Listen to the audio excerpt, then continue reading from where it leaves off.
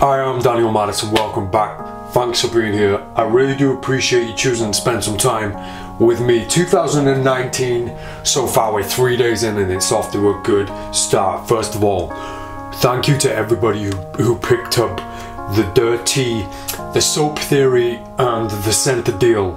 I stayed up last night with a few members of the Slide Club and we had a great session and some great conversations about the project itself, about the move itself, about the Center Deal. I spoke about it in yesterday's video. If you want to know all about that project, I'll link it in this video description. I wanted to make this video today. I want to thank you exactly. I wanted to make this video today because of this thing up here and the whole idea of subscribers. So 2019 started for me with 40,000 subscribers, exactly 40,000 subscribers, and I don't usually look at that. I'm not that kind of person. I've spoke about this a lot in the past. The numbers, although I appreciate each and every person who has time to spend with me, and even if you're just watching and you don't comment or you don't reach out to me, I'm always looking for those connections, whether it's people in the world that I operate in for this purpose, which is the deceptive practices, or the other arts that I'm involved in, not necessarily publicly or online. I'm always looking for the connections. So that's why I say find me in the comment section. And I gravitate towards YouTube now more than ever, because all the best connections that I've found, especially over the past 2 years, they've all come from YouTube.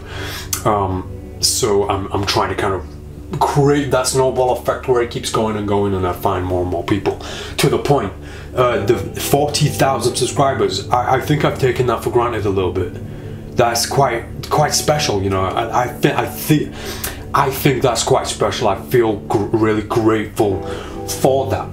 I'm not a fan of anyone who puts content out there and begs for subscribers and likes and shares and all that stuff, because to me, I think integrity, as not just as an artist but as a person too, I think integrity is a valuable thing, and I'm not here for the sole purposes of subscribers and all of that. In fact, I say for the sole purposes, I'm not here for that whatsoever. I'm here for the connections and for sharing. And my philosophy whenever I film and whenever I do anything like this is, if I reach just one person, then I'm happy, then I've done a good job. And I feel more confident now.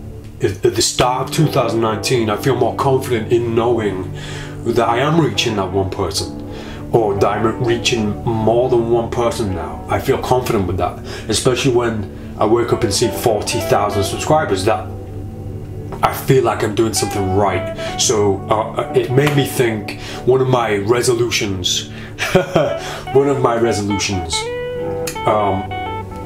this is going to become this whole idea of setting the camera up, creating this digital wall between me and you, so that I can communicate and make connections through it. The content idea, I'm going to be here so much more. This is my workplace, this is my studio. I'm here at least once a day, being creative, taking care of business, designing the future, and it's so easy and so very therapeutic for me to just turn this camera on, knowing that I can talk to people and knowing that I can reach out to you guys. So that's one of my resolutions this year. So that got me thinking about content, and for any content creators out there, I hear the same thing a lot. It's difficult to come up with things every day, to come up with new things to talk about every day. No, it's not. No, it isn't. I think it's easier to take advantage of creating content for the sake of YouTube. I think it's so easy. You can just turn the camera on and start talking about absolutely anything, and all of a sudden you've got content. I think the whole engagement level and whether or not it's interesting is about the person on film. I don't consider myself engaging or entertaining whatsoever. I just know that there are certain people who like what I'm saying and who want to have that interaction and that conversation and listen. So when I say listen, another big reason that led me here to this video today is that Ask Me Anything that I did. I planned that and it didn't happen for 6 months because my mind was distracted and taken elsewhere, and I finally got to it. And I ended 2018 by releasing my answers, and it was an hour-long video, and it was one of the most satisfying and therapeutic things I'd done all 2018 was just answer questions and connect and communicate with people. And it made me realize that that's a part of 2019. It has to be a part of 2019. So a lot of people were asking questions in that video, and I want to make it a regular thing where I answer questions. I don't have to ask you to ask me questions because you're already doing that. So, and I spend a lot of time in the comment section. I'm going to pluck questions out, and then that's content, and that's content that's relatable to people who are watching, so it makes sense. And all of a sudden the subscriber count, and when I point up here, I'm not talking to Charlie, I have the YouTube clock up there, which is back onto a YouTube clock. I made a video in 2018 about how that's really distracting and a negative thing. And it is, and it was for the mindset that I was in, so I changed it into an email notification thing. Now it's back on a YouTube counter, because to me it's an inspirational thing to know that, to see that as an audience and not a growing audience. It's not, I don't care if it grows or not. It's the fact that an audience is there and the people are there that I can reach out to, and in a very selfish way I'm doing it for me because it's therapeutic for me. In an unselfish way, in the opposite, in a giving way, it's about you. It's about those people who I'm talking to right now, who I know are listening. That one person who I know now is more than one person. I know what that means now. It means something different to me now. So this video, I guess, is the start of an effect that's going to continue throughout 2019. I know I'm rambling a bit, but I think that needs to be one of the things that happens for me, where I turn the camera on and start talking, and don't put it all down to editing, just say what's up here and try and connect to the point. So the content today for me, one of the most common questions I get asked is, people want to know about my tattoos. I'm covered. I'm not covered. It's a misconception. It's a trick in itself. People think I'm covered because I have a few tattoos on my arms. I do have a lot of tattoos, and although my arms are full, this one isn't quite yet. Although this arm is full, it's not a sleeve, simply because it's a collection of 100 different tattoos. They don't all connect, so it's not one thing. It's loads of different things together. So over the space of a few videos, however long it takes, I'm gonna talk about as many tattoos as I possibly can. Now I know this video has been me rambling for about, I don't know, 10 minutes now. I will quickly get to some of the tattoos, and then I won't have to give this massive introduction for the next time I do this. So because people ask, and it may be a topic of interest. And also I don't get tattoos for the sake of it. I don't like tattoos where people just walk. I was at the tattoo studio. By the way, if you wanna like hang out with me, if you wanna come and meet me and jam with a deck of playing cards, just let me know when you're gonna be at Electric Picture House Tattoo Studios. If I'm not in my own studio, I'm at the tattoo studio. I'll leave the address in this video description, and you have my contact details. You can get in touch with me here. Let's go hang out, let's go chill out. And if you're gonna get a tattoo there, let me know, I'll be there. Each tattoo of mine means something very personal, very different. I was in Rob's a few years back, and this guy comes in, and Rob's tattooing me, and this guy comes in, and he looks, thank you, he looks at the flash, they call them flash charts, you know, when you walk in and there's a poster of loads of tattoo designs and you look through them. Well, he looks in and he looks at them, opens, finds a dragon, picks it out and says, Rob, I want this dragon tattoo. I want it here, I want it here, I want it here, and I want it here. And Rob's like, the same tattoo? It's like, yeah. Why? What does it mean to you? Just like it, it's a cool dragon. Get the F swear word out of my shop. Tattoos, they're for life. They're for, even when you get lasered off, there's still something there because it scars your skin. Tattoos have to be meaningful. They have to be. If you have a tattoo that's not meaningful, then what the F? Like what? Why did you do that? Just to have a tattoo?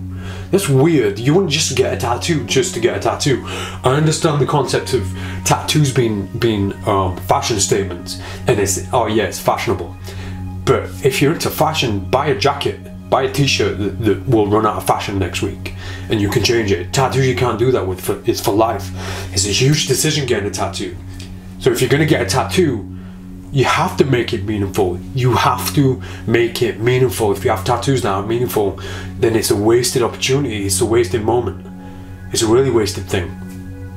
Like for me, every single tattoo on my body, some of them look terrible. I've done some of them myself and those ones look the worst. But in a way, those are the most meaningful ones. These are all very, very carefully designed, very carefully. Nothing's just been thrown on. Nothing's just been put in that gap. The space and everything about the way I look in terms of my tattoos has been very, very carefully crafted and designed, and each one has a very specific meaning. Now, finally getting to it, I'm gonna start by, we're gonna look at my right arm, and I guess we'll just do it consecutively, not consecutively, we'll start from the fingers and work our way up. I'm not gonna fill this video with explanations about my tattoos because I've already wasted way too much of your time rambling. I'm just happy that the whole Christmas thing is over, because for me it's like Christmas Eve, Christmas Day, Boxing Day, that weird day between Boxing Day and my birthday, then my birthday, that weird day before my birthday and New Year's Eve, and then New Year's Eve, then New Year's Day, and all of a sudden we're here, and it was all a blur and a mess. So I'm just happy to be here rather than somewhere else. Okay, starting with fingers.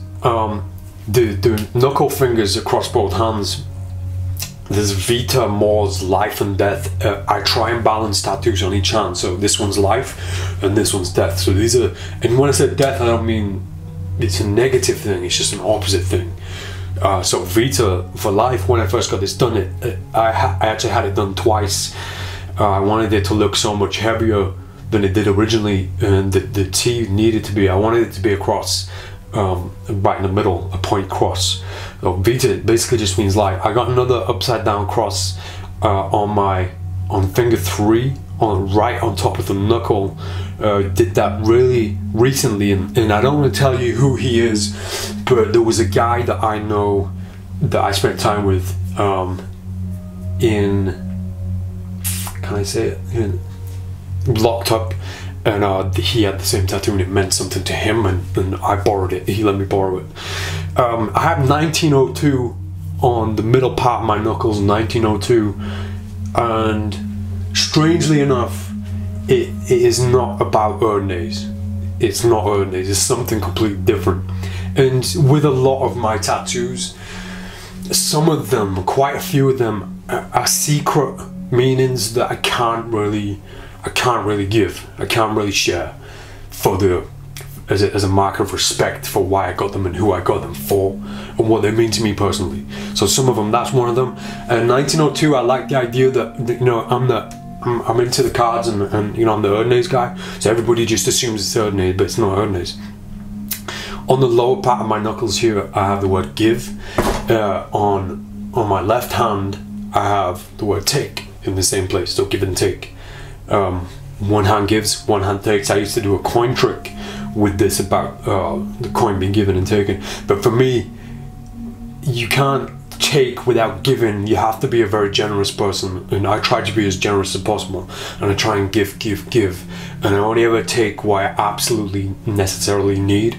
I don't have luxuries. I have what I can live with and survive with. I don't want things like, when I was younger I said, as soon as I can afford a Porsche, I'm gonna buy a Porsche. And then as soon as I could afford a Porsche, I was a bit older and wiser and realized I didn't need a Porsche. Why would I want a Porsche in my driveway? For everybody else. For everybody else to look at and say, oh look, that guy's got a Porsche. I don't want a Porsche. I like looking at Porsches, but when you sat inside driving it, you can't see it. And I don't want people looking at me going, oh look at that guy in a Porsche. I don't care about cars. I don't care about material things what I have. Can't remember why I started even talking about that. I have a few dates of births on the inside of my fingers. I have Rounder, which shared with Pete McKinnon.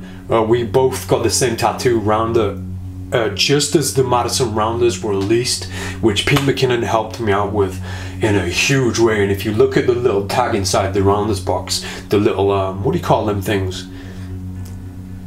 flappers. We call them flappers. If you look at the flappers on the inside of a box of playing cards, of rounders, you'll see Pete McKinnon's initials, PM. And we got this in San Francisco, Hate Street. I've never said it right. Who else got that with us? Somebody else got that with us. I can't remember. And then I got player on the inside of here for my first ever deck of playing cards. So Madison players, Madison rounders. I got similar on the other hand. We'll get to this hand at a different time though. What else do I have? I have what would Jesus do? Just kidding. It's what would Jim do? What would Jermaine do? What would Luke Jermaine do? Now Luke had knuckle tattoos that said what WWWD. What would Weber do? So I got what would Jermaine do, because I know what he would do, and he would do the right thing. He would do what Weber would do. So a little bit of a trick in there. I got a 9 of clubs because of the reason. I got MPG, money, power, glory, and I got that at a time where I thought that money was everything. And I did. I thought it was everything until I got it, and then I realized it wasn't important. And then the same with power. I always wanted to be a really powerful person, not in strength, up here, and have the most power out of everybody that I knew. And then when I got it, I realized how much of a disgusting, horrible thing it was. But to know about it now, I feel more powerful for going through that and knowing those lessons than I ever thought I would be. Glory is the best one. I won't even talk about that. But I will tell you that MPG was inspired by Lana Del Rey, my Queen of Hearts, inside the Madison Rounders Private Reserve. I got an A on my knuckle here for Amy Winehouse. I got the 5 bar because of time. I got this is. Oh yeah, the anchor it comes from something that I wrote when I was much younger that didn't make sense when I wrote it, and then made sense when I was a bit older. Always drop your anchor in the greener grass. And I want to explain what it means here. You can probably figure it out. I've written about it quite a lot, but it means so much to me to the idea of that saying, the grass is always greener on the other side. Always drop your anchor on the other side. That's the sentiment, and it means more to me than I could even talk about on this film. The diamond. I don't know if anybody knows about the diamond here or recognizes the diamond. But if anybody knows miscellaneous goods, the guys, the people, and their playing cards, the miscellaneous goods playing cards were one of my favorite decks of playing cards of all time, and I came this close to them for them designing a deck of playing cards for me, but because I was tied into at the time, it wasn't allowed, which is such a shame. That something beautiful could have been created because of a political or a business idea. And on the subject of that, 2019 is the year of collaborations for me with playing cards, so reach out. The life tattoo on the back of my hand, life, I got the F faded, so this is for Sage Francis. Life is just a lie with an F in it, and death is definite. If you take the F out, you get the word lie. The arrow above that, my dad used to say to me that you need to be as straight as an arrow and as strong as the bow that fired it, and that always stuck with me, and I always knew I'd get a tattoo of it. The king's crown, you have to be the ruler of your own kingdom. On the side of my hand, I've got another secret one right here. I can't really talk about this, but I got yes here and no here, no and yes, but it actually stands for New York. For some experiences and some people that I know that I love. On my thumb, I have the word stay. On the back of it, I have gone, but they tie into each other, my thumbs. Stay true, never gone. Thanks. I have HST on the side of my hand here. Hunter S. Thompson. He's been a huge influence on my writing and on my approach to research and writing. The man himself he meant a lot to me when I was a kid, which really worried my mum and dad. XVIII, another secret one. But my first ever video that I made for Cheaters Cheater way back was called XVIII, and that's where kind of my life on film began. So I got it here. The date under here is the life of Machiavelli. On my hand I got the word pretend all the way across the upper palm just above the clunge. Pretend, because this is what I do for a living. This is what we do as magicians for a living. We pretend, right? We pretend that the card's going in the middle. We pretend that it's magic. This is Charlie scratched my hand. So this is the 3 lines that Charlie scratched. The lens itself is something that my uncle, in Manchester, Stephen, a bird in the hand is worth 2 in the bush, so that's the bird in the hand. I have advocate on the side of my hand. Interestingly about this, most of this was done with a razor blade rather than a needle, just to make sure it stayed in this side. We went really deep with that. And that was from my granddad. He always used to call me his little advocate. There's a few more secrets on there. This little one here is above the below. You always have to make sure that you stay above your below.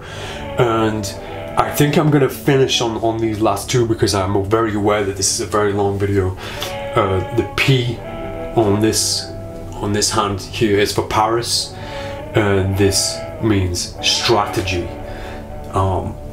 Again, something I won't really get into, but the whole concept of having a career and having a life in arts and making a living from arts. You can't just go into it and expect to make a living. You have to have a business mind on you. You have to constantly have a strategy. So that one's a very business-like one. I'm gonna stop there, and we're gonna come back at a different date, depending on how many people want to keep hearing about my tattoos. We'll maybe work our way up this arm and then on to the rest. But right now, thanks so much for spending all this time with me. I'm gonna try and spend as much time here as possible. I'll be in the comment section below this video. So again, ask me anything. Let's have some conversations. Let's make a connection.